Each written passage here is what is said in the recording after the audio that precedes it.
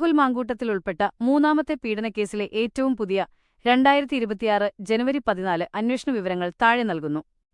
അന്വേഷണത്തിലെ പ്രധാന അപ്ഡേറ്റുകൾ. Police custody. Thiruvalla 1-ാം class magistrate കോടതി രാഹുലിനെ 3 ദിവസത്തേക്ക് ജനുവരി 15 വരെ പോലീസ് കസ്റ്റഡിയിൽ വിട്ടു. നിലവിൽ ക്രൈംബ്രാഞ്ച് എഐജി പൂങ്കുഴലിയുടെ നേതൃത്വത്തിലുള്ള സംഘം അദ്ദേഹത്തെ ചോദ്യം ചെയ്തുവരികയാണ്. അതിജീവിതയുടെ മൊഴി. കാനഡയിലുള്ള പരാതിക്കാരിയുടെ മൊഴി നേരത്തെ വീഡിയോ കോൺഫറൻസിംഗിലൂടെയും ഇമെയിൽ വഴിയും രേഖപ്പെടുത്തിയിരുന്നു. എന്നാൽ വിശ്വസനീയമായ റിപ്പോർട്ടുകൾ പ്രകാരം അതിജീവിത ഇന്ന് നാട്ടിലെത്തിയിട്ടുണ്ട്.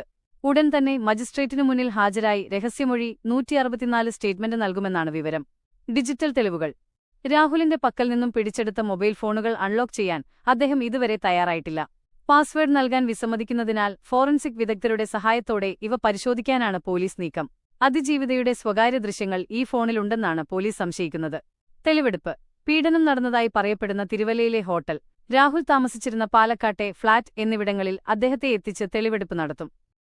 നിയമപരമായ കുരുക്കുകൾ. വകുപ്പുകൾ. BNS. കുറ്റകൃത്യത്തിന്റെ സ്വഭാവം.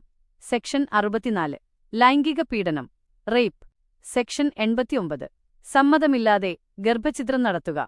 സെക്ഷൻ 316. വിശ്വാസവഞ്ചന. Criminal breach of trust.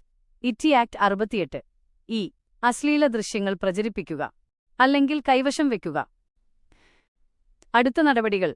1 January 15. Police custody കാലാവധി അവസാനിക്കും. രാഹുലിനെ